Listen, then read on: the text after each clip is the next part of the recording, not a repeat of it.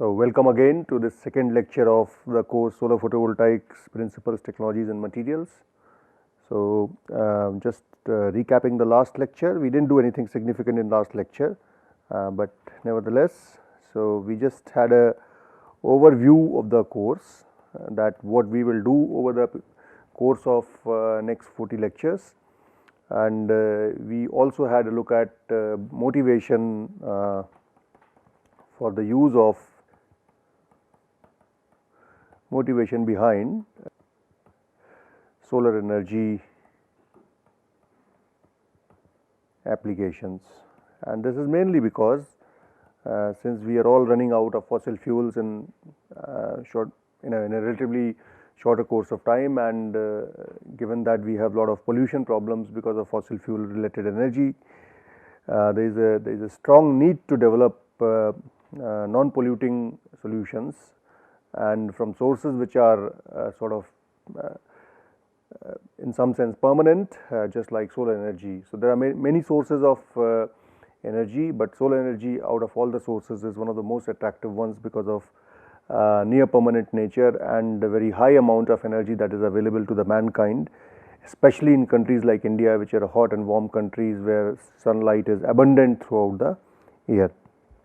So, now we will move forward with our discussion on. To begin with, we will start with solar radiation fundamentals, or you can say concepts. Okay. So, this will be done primarily in the first week. So, if you look at the sun, so the sun is about 90% of hydrogen and 9% of helium and about 1% of other elements. So, and the energy which is produced at sun is through this reaction 41H plus 2E giving rise to helium plus 2 nu plus 6 gamma, and this reaction has an energy of 26.7 MeV. You can easily convert this into temperature, and this is a huge amount of energy. There is no reactor that has been made in the world which can generate this much amount of energy, which is of the order of 25 or 26 mega electron volt. However, not all of this energy is available to us. So, what we are interested in is working out what is the amount of energy we get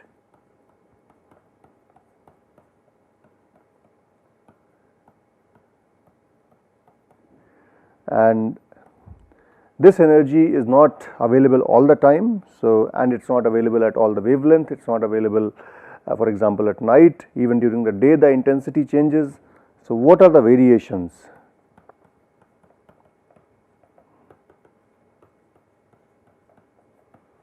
And these variations could be spectral as well as temporal. Okay. So, they could be time dependent, they could be wavelength dependent, and then third is season dependent, and then variations with time, for example. So, there are a lot of works which have been done.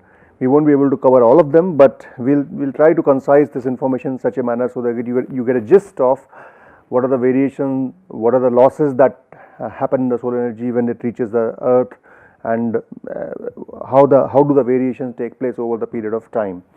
So, if you look at the sun earth relationship,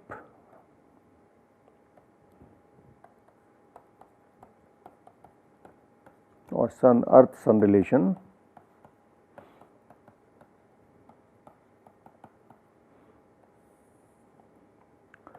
so this is where somewhere our sun is. If I draw the sun in red, so this is where our sun is, somewhere here, and let us say if I draw the earth in blue. Okay, so this is sun and this is Earth. So, sun would be something like a bright shining sun.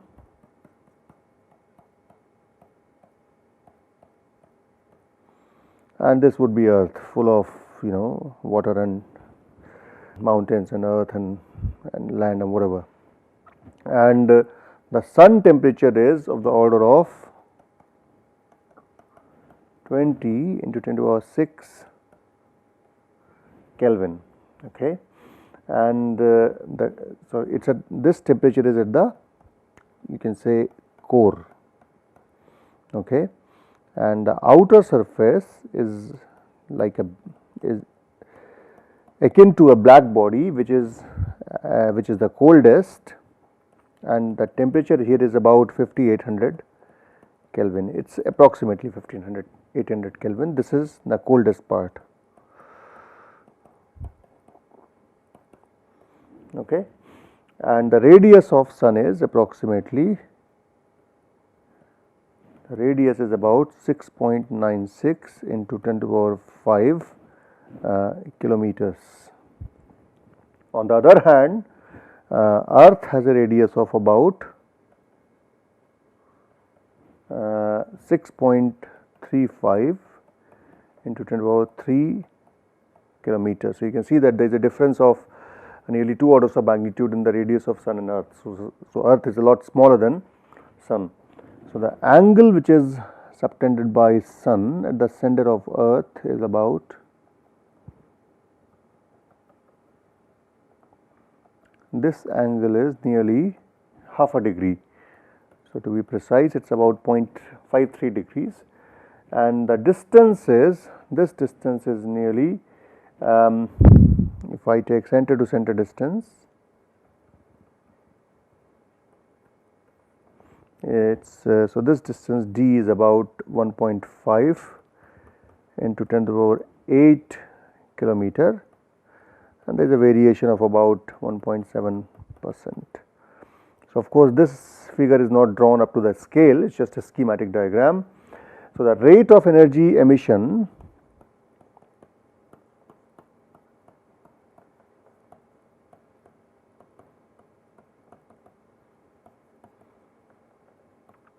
from sun is about 3.8 into 10 to the power 23 kilowatts. Okay, and the energy which is, so you can see that since sun is a large body, it emits a large amount of energy, but Earth being small, being at a large distance at a smaller angle which is subtended by Earth, sun on the Earth, the energy which is intercepted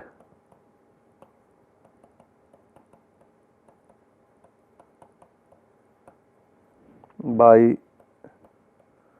Earth is about 1.74 into 10 to the power 14 kilowatts. This is what we saw last time, 174 petawatts, right. So, this is what the energy which is subtended by, which is intercepted by Earth, that comes from the sun. Now, not only we receive the radiation from the Earth, from the sun, the amount of the amount of energy which reaches a particular surface depends upon the time, the temperature, how much light is available outside, and so on and so forth. So, every surface, so if you want to make precise calculations of energy,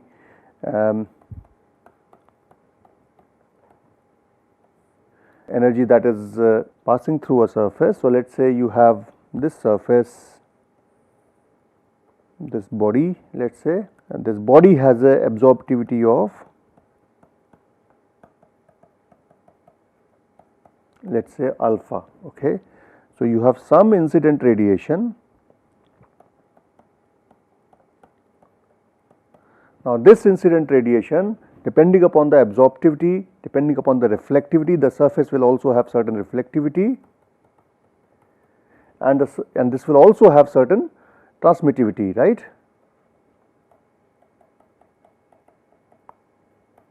Which is typically determined as tau, and this is given as rho. All right.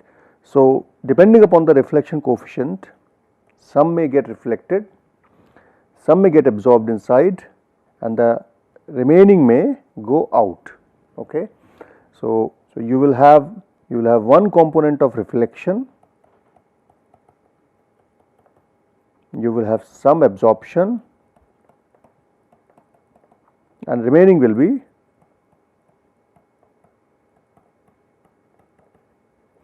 transmission. So all of these three components have to conserve, right, because the energy is conserved. As a result, you can say that for a given material, alpha plus rho plus tau is equal to 1, or you can also say for a given wavelength, alpha lambda plus rho lambda plus tau lambda is equal to 1. This is spectral, and this is, you can say, is overall. Okay. So this condition is, so depending upon the type of material through which on which the solar radiation is incident, some of it is going to be reflected, some of it is going to be absorbed, and some of it is going to be transmitted. So if you have a solar panel will have various layers. So depending upon what kind of surface is on top, some may get reflected, some will get absorbed, and if it is an opaque material, it is very likely that none of it is going to be transmitted, most of it is going to be absorbed. So the idea behind making a solar cell is to minimize the reflection losses and minimize the transmission losses. We would like to make a device in such a manner so that maximum amount of light is absorbed, and this is where material design comes into picture. And and the amount of energy which is optically transmitted, it is also dependent upon the angle of incidence. So if you look at the variation,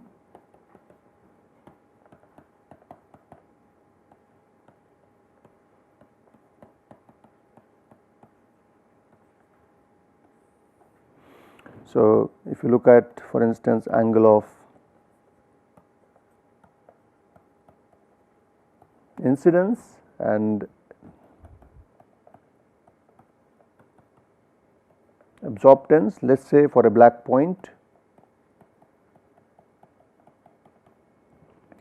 So if I write various angles, let us say 0 to 30 degree, 30 to 40 degree, 40 to 50 degree, so this is in degrees, okay, 50 to 60, 60 to 70, 70 to 80, and 80 to 90. So if I write the values here, this would be about 0.96, this would be approximately 0.95, this would be approximately 0.93, this would be 0.91, this would be 0.88, this would be 0.81, and if you go to very normal angle, this value falls off to about 0.66. So you can see that absorptance for a black point changes from nearly 96% at angles from 0 to 30 degree to about 0.66 at nearly normal radiation. So you can see that it is not beneficial to have sunlight coming directly onto the solar cell. It is a good idea to have solar radiation coming at certain angle, perhaps up to about 60 degrees, where your absorptance is maximum. So again, these are all optical design factors which one has to keep in mind when the radiation is coming. So the amount of energy which is reaching us is defined by a quantity called as solar constant. So I am not going to physics of solar radiation like Planck's law and black body radiation. I am sure all of you know that. If you really want to know about black body radiation, I would suggest you to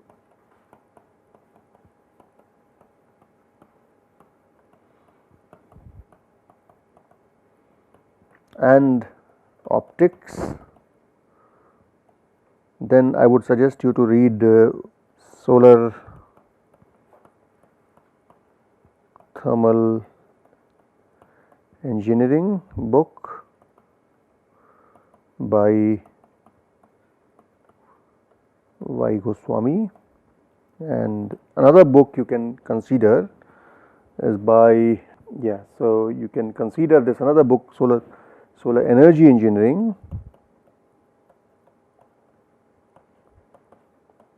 by S.A.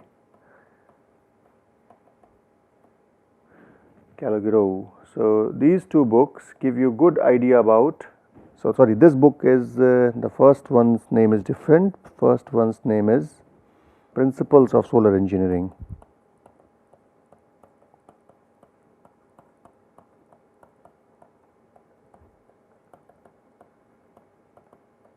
By Yogi Goswami. He is an expert on solar thermal devices. And then Solar Energy Engineering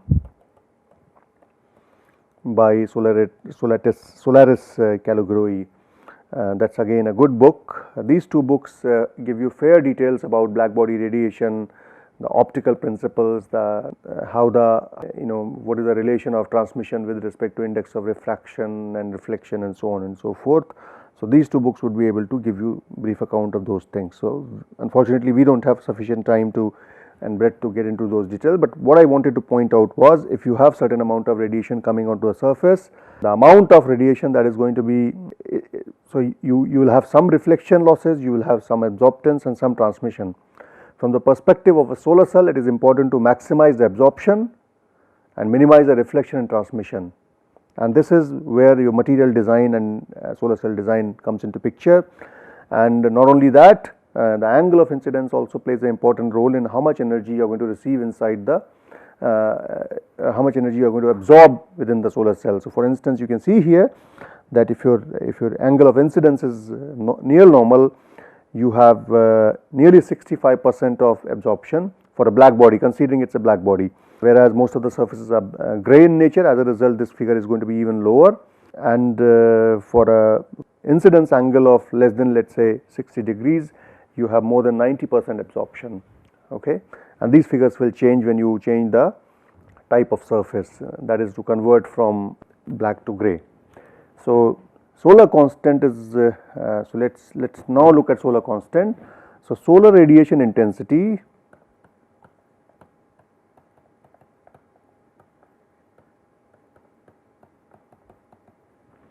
in watt per meter square, that is incident on object, is given as H naught is equal to R sun square divided by D square into H sun. And what is H sun here? H sun is power density at sun's surface in watt per meter square, and this is basically from Stephan-Boltzmann equation. Okay, Stephan-Boltzmann equation for a black body can give you this power density, and this R sun. So let me just write here from Stephan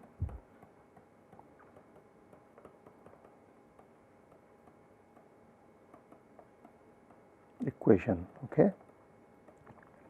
This you can see in the books which I have just told you, and R sun is basically the radius of sun in meters, and D is the distance between sun and earth, again in meters. This is what is the solar radiation intensity that is incident upon a object. So if you now look at the values of solar irradiance,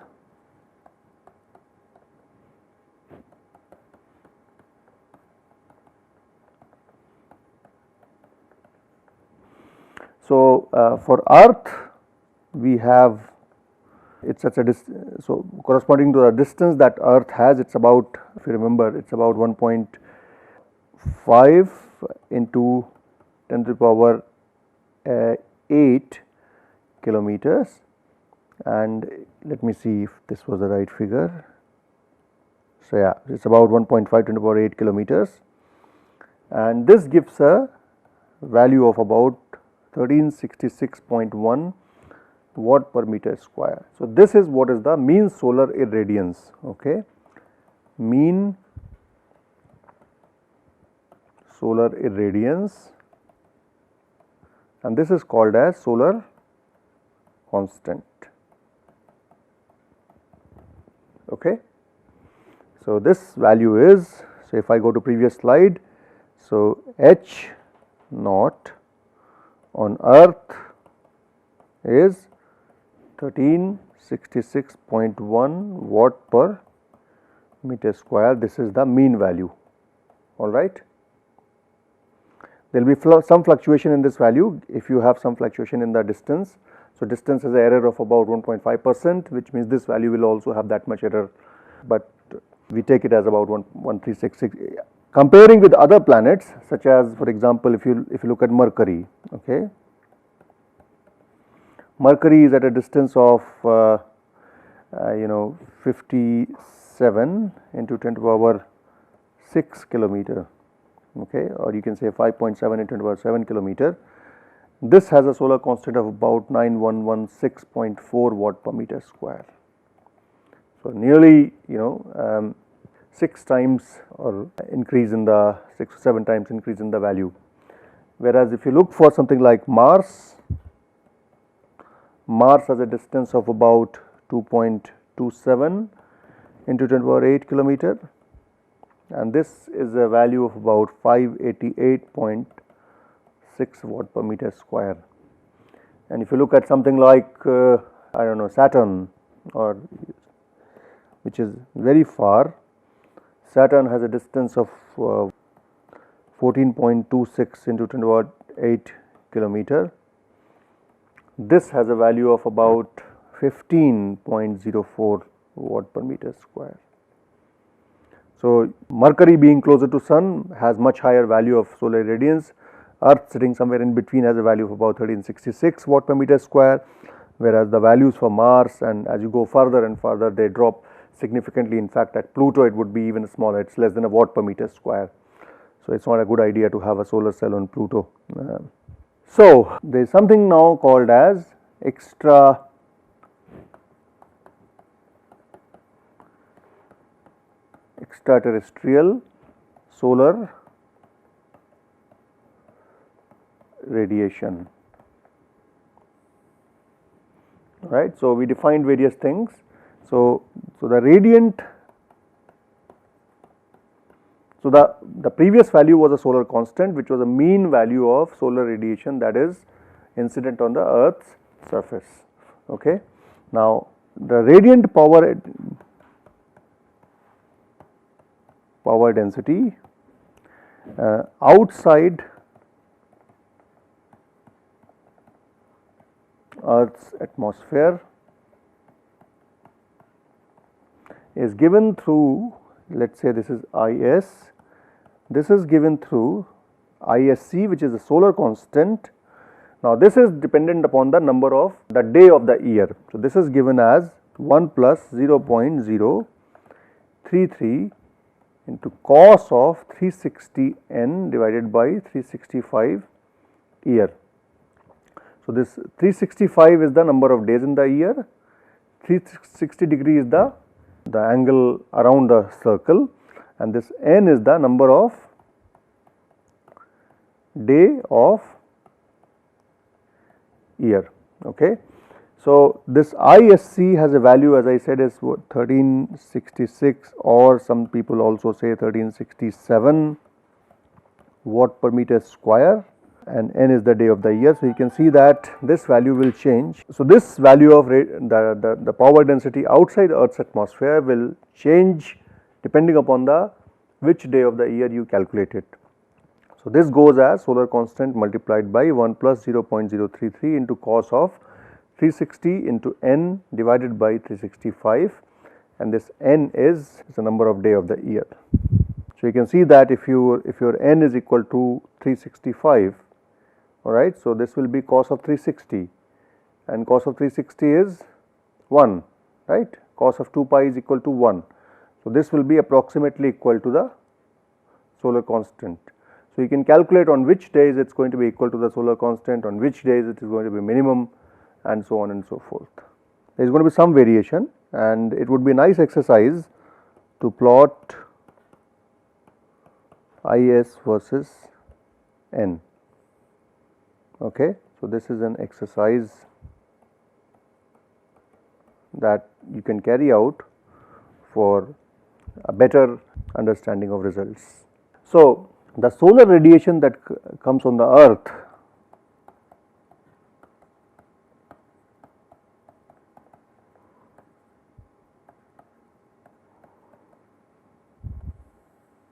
so there are variations of, while you get a constant value on the outer atmosphere, nearly constant value, there are variations with respect to the values which reach on the surface, and these variations occur because of things such as atmospheric conditions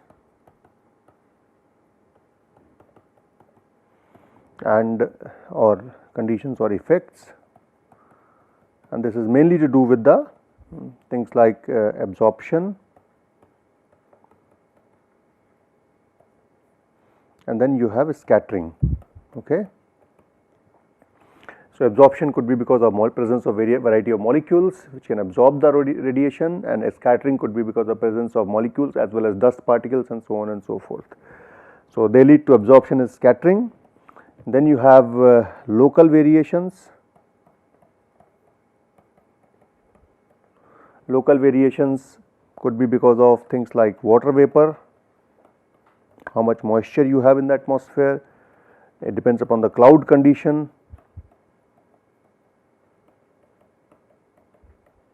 and it also depends upon the pollution, how much pollution you have in the atmosphere. So, for example, if you look at the difference between clear day and the day when you have a lot of smoke in the air. So, for example, even in winter, suppose it rains today, tomorrow the sky may be very clear, right, and as against to what it is today when it hasn't rained and there is a lot of moisture in the atmosphere, there are a lot of dust particles in the atmosphere which are entrapped by humidity and very low wind velocity conditions. As a result, they stay still, and a lot of scattering of sunlight takes place. So, you can see the effect that sunlight does not reach you with that intensity as it would reach you on the clear day. So, this is because of pollution, cloud condition, water vapor, temperature, and so on and so forth. And then it would also depend upon the latitude.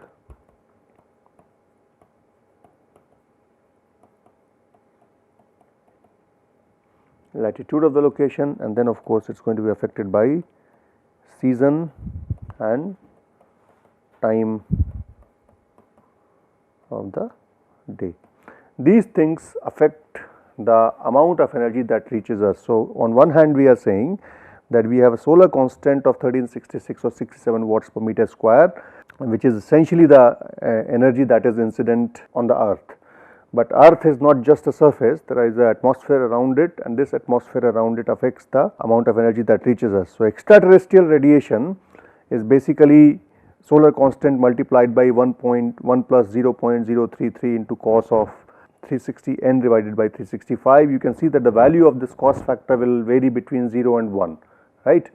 So, this is not really going to, so you can see that this factor is only 0.033.